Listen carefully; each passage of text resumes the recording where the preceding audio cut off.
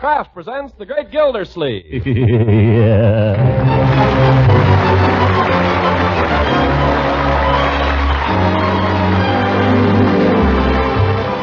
Kraft Cheese Company, makers of parquet margarine and a complete line of famous quality food products, presents Harold Perry as the Great Gildersleeve. Kraft brings you the Great Gildersleeve every week at this time, written by John Wheaton and Sam Moore, music by Claude Swaiten.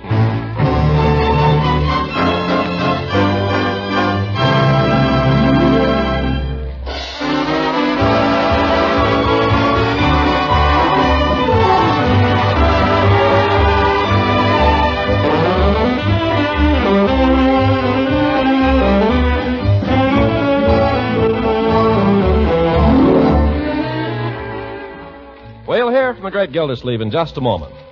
Whenever you serve bread, serve it the way millions of families enjoy it most, spread with delicious, nourishing parquet margarine.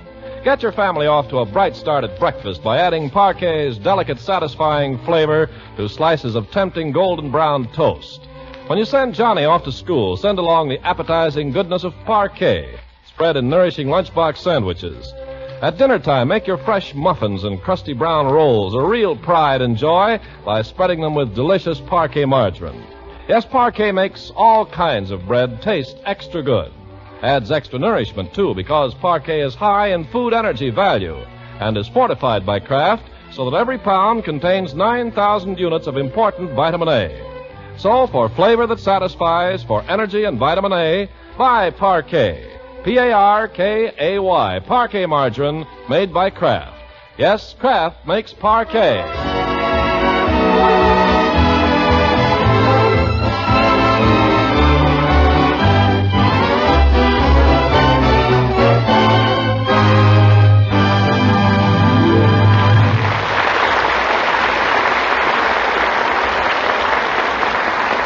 Now, let's join our friend, the Great Gildersleeve. It's a bright, snappy Saturday morning in October, the kind of a day that's supposed to make a man feel like working. And as Gildersleeve stands in his front parlor, smoking his after-breakfast cigar, he glances out of the window, and sure enough, he sees a task. Leroy, I thought I told you to rake up those leaves. Didn't I? You didn't say when to rake them. I suppose you want to wait till they're covered with snow. The leaves must be raked now, Leroy, today. Today? Today is Saturday. Why can't I do them Monday afternoon, Unc? First thing Monday afternoon. Because I want them done today. I don't see why they couldn't wait till Monday. Don't argue, my boy. You haven't a single thing to do all day today. It's my day off. Can't I wait till Monday? No, you started them Wednesday, but you didn't finish. You must learn to concentrate, my boy. Buckle down. Do a job right. Finish it up. Could you help me, Unc? Between us, we could finish it up in a hurry. I'm busy, Leroy. Oh, you're just sitting around. I am not sitting around. I'm worrying about finding some kind of work so I can support you and Marjorie. I wish all I had to do was worry. What did you say, Leroy? Nothing. Well, get at those leaves and right now. Oh, before you start, did you clean up your room this morning? Oh, sure, I cleaned it. Will it bear inspection, Leroy? Well, gosh, if you're going to go over it with a magnifying glass. Never mind that.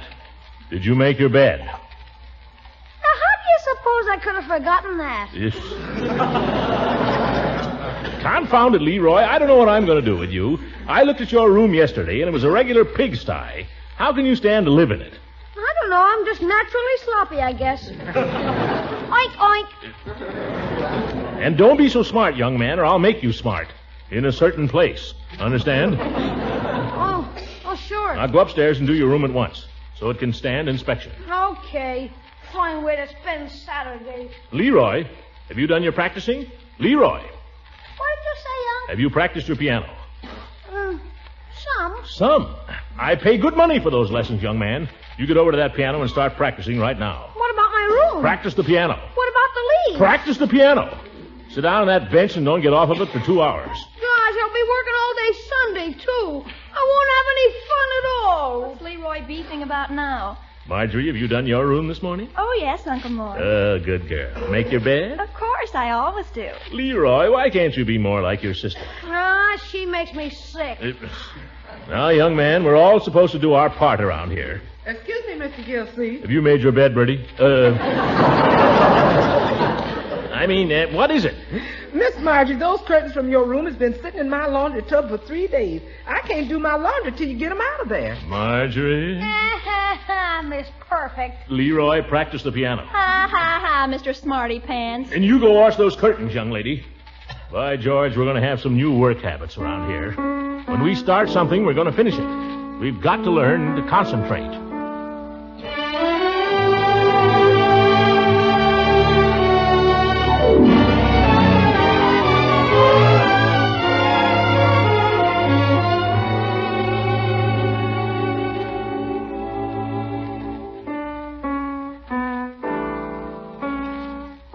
I don't hear you counting, Leroy. I can't count and play at the same time, Unc. Well, try. 4 and 1 and 2 and 3 and... That's wrong, Leroy. I told you I can't count and play at the same time. I bet nobody can. All the great pianists know how to count, Leroy. Well, they don't count so you can hear them. You remember when you took me to hear that guy and we sat in the front row? He never counted once. I was watching him. He doesn't have to count anymore, but he knows how. Now, stop arguing. Count to yourself if you want to. Okay.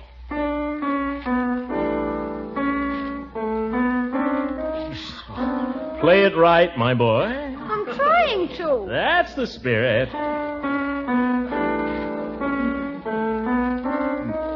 You're not trying, Leroy. I am, Unc. Well, don't make the very same mistake every time.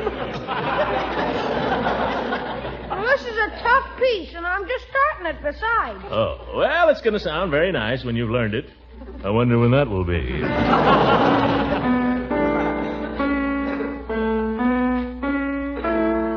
Well, that's the boy.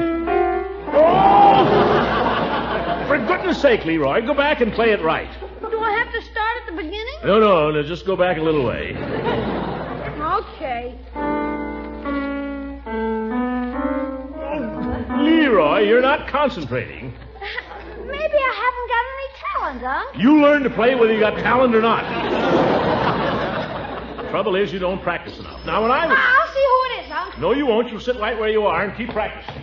Well, good morning, Gildy. Oh, for good morning, Judge. Come on in. Well, Leroy practicing. Very pretty. Boy plays nicely. Yeah. That shows how much you know, Judge. What's on your alleged mind? Not a thing, Gildy, not a thing. Can't an old friend just drop in without having something on his mind? He can, but he doesn't.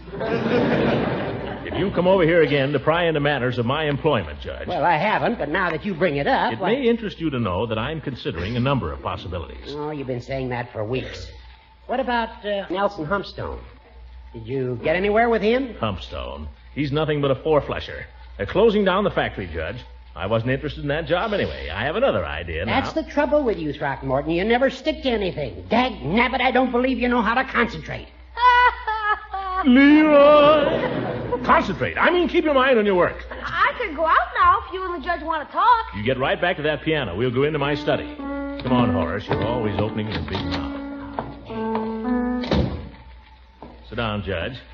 Have a cigar? Not so soon after breakfast, thank you. Good.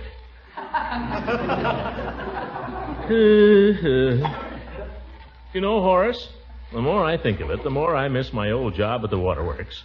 That wasn't a bad job. It's gone now. Water over the dam.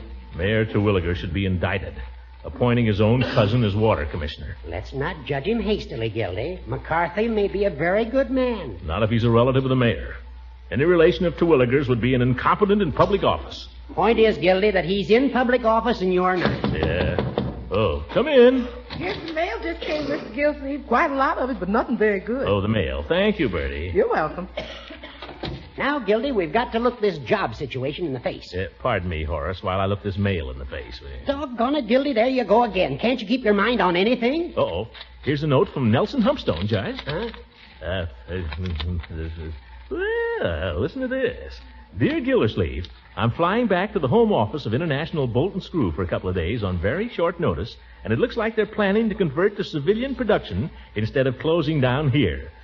So don't make any commitments till you hear from me. I'll call you from Detroit as soon as I can. Nuff said. Nelson Humpstone. Well, I'll be darned. Fine fellow, that Humpstone. Nuff said. Cute. Well, Gildy, I must say that sounds very promising, very hopeful. Oh, Humpstone's a big man, Judge. What did I tell you? He isn't talking about any two-for-a-nickel proposition. He might want an assistant manager, or a sort of an associate manager. Maybe he'll want me to come in there to the home office, talk things over with the big shots. I don't know about that. What else would he be phoning me from Detroit?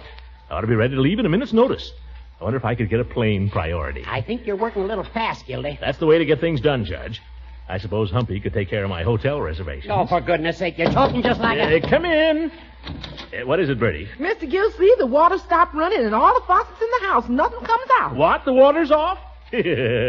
I'll bet the pump's busted, yeah. And the snifter valve. Must be off all over town. By George, I've been waiting for this moment. Let's call up the mayor's cousin and complain, Judge. What's his name now? Oh, now, Gildy, have a heart. His name's McCarthy.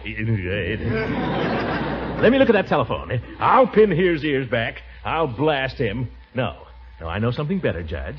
I'll call him up at his house at 3 o'clock in the morning.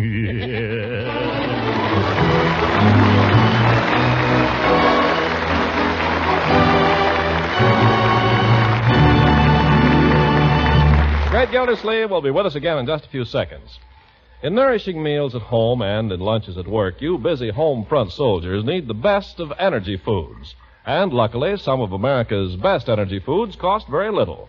Economical Parquet margarine, the delicious Kraft quality spread for bread, is a shining example of a food high in energy value, yet extremely low in money cost, and low in ration point cost, too. Kraft makes Parquet margarine, and of course Kraft uses only top quality, highly refined vegetable oils. And that explains why Parquet is one of the best energy foods you can serve. What's more, Kraft fortifies Parquet margarine so that every pound contains 9,000 units of vitamin A. So for important food energy, for important vitamin A, and equally important for a fresh, delicate flavor that's sure to satisfy, serve Parquet. P-A-R-K-A-Y, Parquet margarine. Tomorrow, buy Parquet. It's made by Kraft.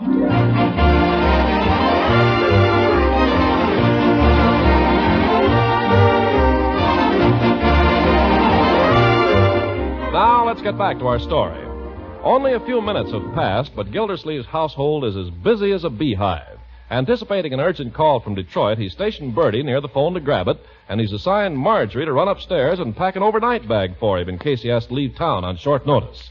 The great man himself is in the living room, pacing up and down the rug, and turning over in his mind such important matters as plane priorities and what salary he should demand. And through it all, little Leroy, like the young Mozart, plugs doggedly away at his music.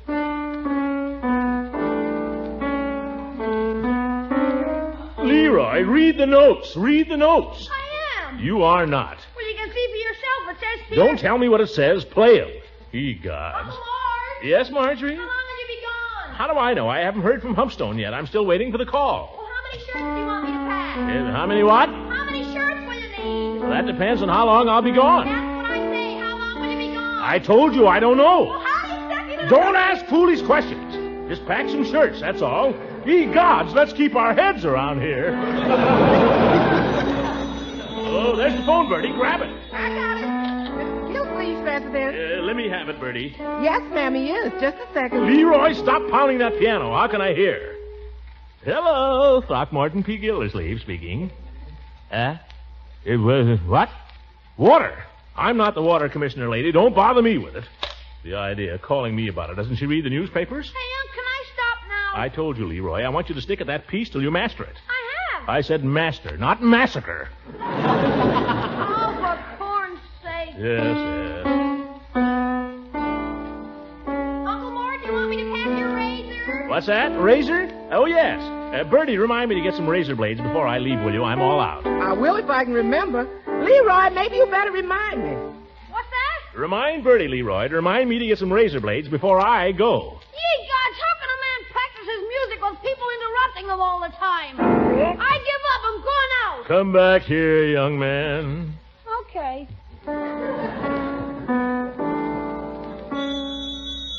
So, Mr. Gildersleeve? Yes, I've got it, Bertie. Hold it, Leroy. Hello, Throckmorton P. Yes, I'm the water commissioner. No, I'm not. What is this? Why are people calling me? I don't care if their line is busy. Don't call me about it. It's no business of mine. This is getting to be a darn nuisance. Here I'm waiting for an important call. Unc, Yes? make up your mind, will you? Do you want me to practice or don't you? Just study the notes for a little while, Leroy. Yeah, study him quietly and don't make any noise. Hello? Yes, this is Commissioner Gildersleeves' residence. If it's about the water, Bertie, tell him I'm not at home, and I'm not the commissioner. Mr. Gildersleeves says if it's about the water, he ain't commissioner and he ain't at home. Wait a minute, Bertie. That wasn't long distance, was it? No, sir, that was Miss Pettibone. Well, what do I care? Any more of these calls come, Bertie, tell him I'm not at home. You understand? Yes, sir. Tell him I left home 2 weeks ago, and I haven't been seen since. Yes, sir. Tell him for all you know, Bertie, I'm dead. I'll do that. By George, this is too much. Let me handle it, Bertie. Hello. Now listen, Bud, I've got nothing to do with the water department. I don't care. If you don't like the way things are being run, call up the commissioner. Call up the mayor. Call up Eisenhower, but don't bother me. Hello. No, get off the line, will you, brother? I want to speak to the operator. Operator, this is Throckmorton P. Gildersleeve speaking. Never mind my number. I want to make a complaint. I'm expecting a very important call, and I'm being flooded here with calls for the water department, with which I no longer have any connection. I want you to... Listen, sister, you don't have to tell me there's a war on. I want something done about it, and right away. Do you understand? Oh, you can't, eh? Oh, you can't. Well, I'll do something about it, and right now. Confound it. Mr. Gildersleeve, you busted. You darn right I'll bust it. There. Oh, my goodness. Folks will get arrested. Let him come. I'm ready for him. For heaven's sake, what's going on here? I'll just pull the phone out by the roots. Yes, and I'll do it again. They can fire me out of the water department. They can put an incompetent in my place. But I'll be go to blazes if I'll take his phone calls. Let him ring me now. Go ahead and ring. But, Uncle Mort, what about Mr. Humpstone? If he tries to call you now... Humpstone? Oh, why didn't somebody stop me? Why did you deliberately stand there, Marjorie, and let... Oh, my goodness, I've got to do something. Humpstone might be trying to call me right now, all the way from Detroit. I'll run over to Mrs. Ransom's and phone the call company. Call the company.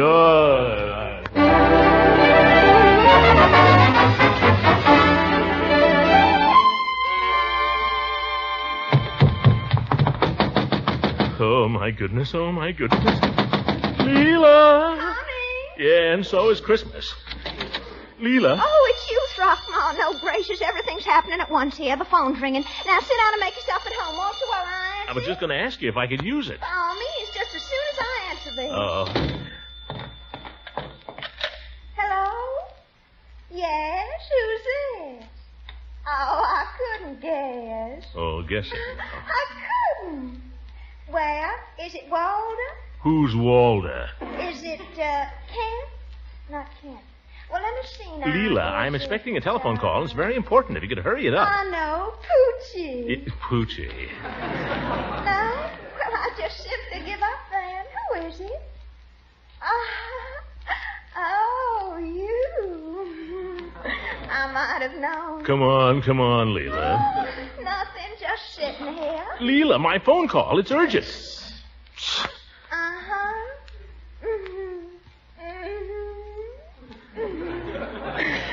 Do I? I've thought of nothing else since. Oh, for goodness sake. No. Tell me. This could go on for years. Leela. Excuse me. Throckmorton, please. Yeah, who is it? Wouldn't you like to know? Sorry, go ahead.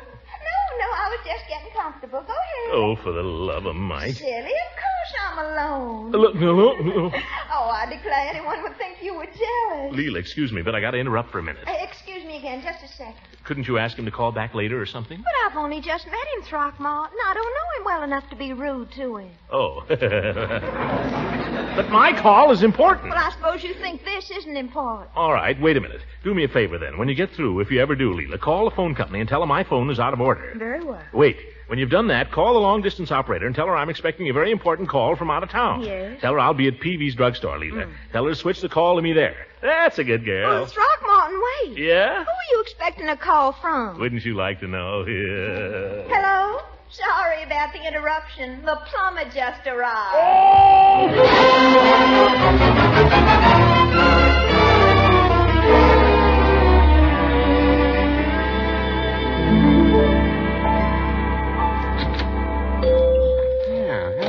Gildersleeve? Hello, Peavy. You mind if I use your telephone? Not at all. That's what we're in business for. Thank you. You'll find the phone right in the phone booth there. I don't need to use it this very minute. As a matter of fact, I'm waiting for a long-distance call from Detroit. Detroit? Yeah, I had him transferred here. Marvelous invention, the telephone. Marvelous. Yes, it is. Just to think you can step into that little booth there and people hundreds of miles away can hear what you say. Marvelous. Yes, it is. There's just one thing wrong with it, though, I've noticed. Oh, what's that? Well, most people have nothing to say. Now, you take Mrs. Peavy. Yeah? Mrs. Peavy's a fine woman. I admire her and I respect her. But when she gets on the phone there with some of her friends, I tell you, I have to go out and walk around the block. Yeah, I know what you mean, Peavy. I get the same thing at home. Marjorie now. She's a pretty sensible girl as girls go. Yeah, she is. But every afternoon she's on the phone for hours with Francie. And there's more slush, more silly guff. All about some kid around town named Van Johnson. You ever see him around? No, I don't think I have. Neither have I. But to hear them talk, he must be some punkins. I overheard my own niece offering to die for him yesterday. Oh, telephone. That might be for me. Do you want to take it, Mr. Gildersleeve, or shall I? You take it, Peavy. See who it's for. I don't trust that phone booth. It's too narrow. Standard phone booth. I know, but I got stuck in there once. I'm not taking any unnecessary chances. All right, I hear you. Can't you see I'm coming? Peavy's Pharmacy. Why, yes, Leroy, he is. Yeah, just hold the wire. Leroy? Where's he phoning from? Didn't say. Here you are, Mr. Gildersleeve. Can you make it? If you get out of my way, I might. Oh, sorry. Darn little coop. Couldn't you sort of lean into it, Mr. Gildersleeve? Couldn't they have made it big enough in the first place? Standard phone booth. Standard.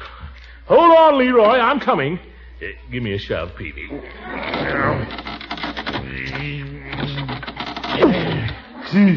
There.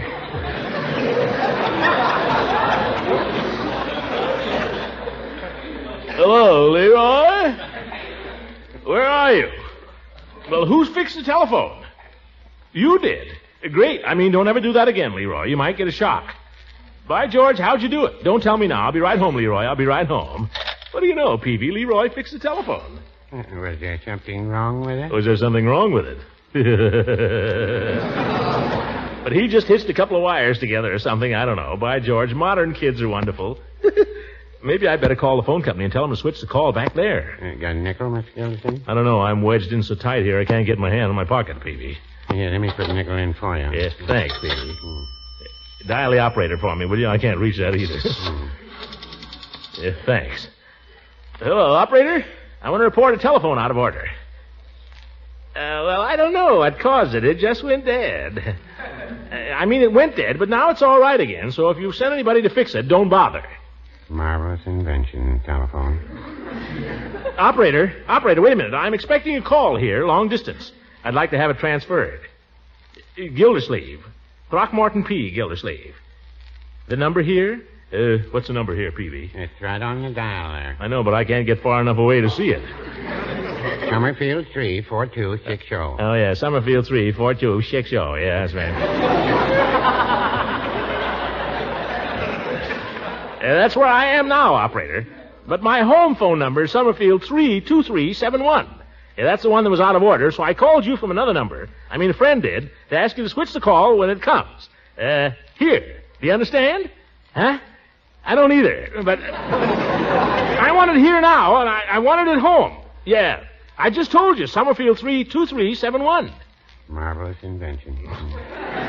No, operator. It's not out of order. Listen, operator, it's perfectly clear if you just listen. My phone was out of order, so I went to... Oh, let it go. I'll be home before you get it straightened out. Just put the call through when it comes. Yes, I better be going.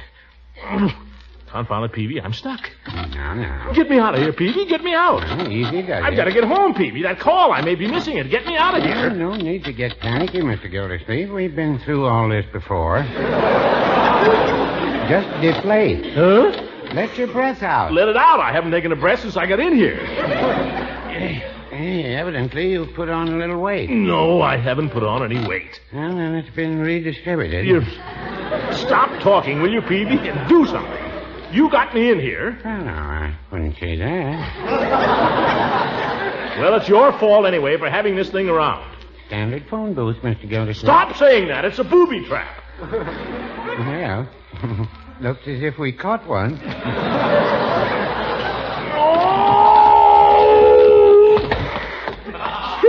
I'm out, Phoebe. I'm out and I'm off. If you ask me, you've been off for some time.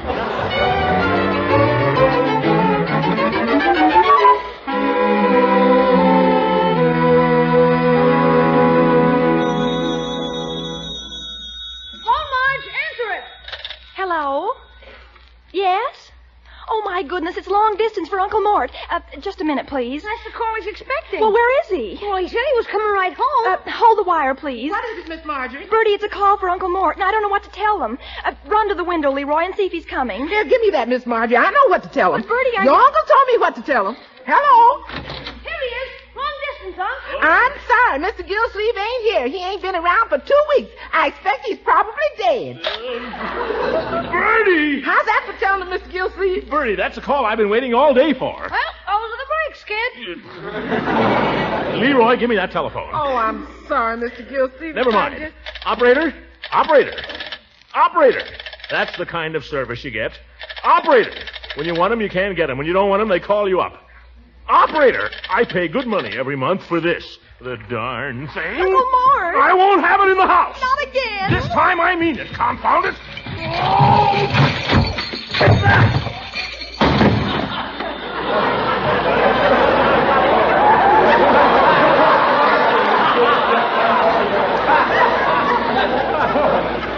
There. Let me see you fix that, Leroy. What a character.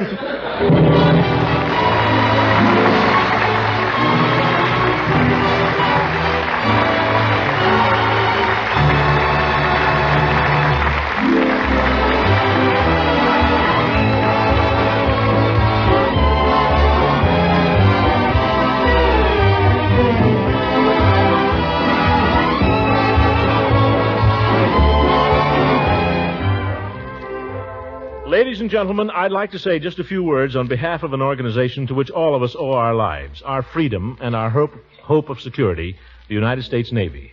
On October 27th each year, we celebrate Navy Day. This year, Navy Day will mean almost more than it ever has before, because our Navy is now the strongest naval power on this earth. The number of warships in the fleet has been almost tripled since 1939, and 30,000 naval planes are scheduled for delivery this year. 30,000 planes. I hope the Japs are listening. But though the Navy has done a tremendous job in this war and has the men and materiel to finish it, we mustn't think it's going to be easy. Navy officials estimate it will take at least a year and a half or 2 years to knock out the Japanese after the war in Europe is over. The Japanese are tough, ladies and gentlemen. They can still increase their production, and their army is not yet up to full strength. So it's up to us here on the home front to stand behind the Navy in the big job that's still ahead. And these are the ways we can help. First, stay on the job in Navy yards and factories. Second, we can maintain our Navy's high morale by writing to the men. Let them know we appreciate what they've done and are doing. But let's not write as if we expected the war to be over in a few months. Third, the Navy needs waves and nurses. Women between the ages of 20 and 36 can release naval men for active duty. Just go to the nearest Navy recruiting office. Or, if you're a registered nurse between 21 and 40, you can be commissioned as an ensign. For information on this, write to the Surgeon General at the Navy Department in Washington. The Navy needs our help, ladies and gentlemen.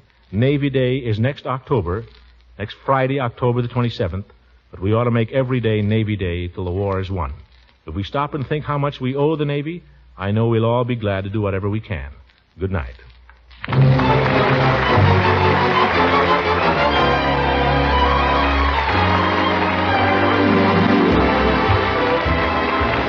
Music on this program was directed by Claude Sweet. This is Ken Carpenter speaking for the Kraft Cheese Company, makers of Parquet margarine and a complete line of famous quality food products. Kraft invites you to listen again next week for the further adventures of the Great Gildersleeves.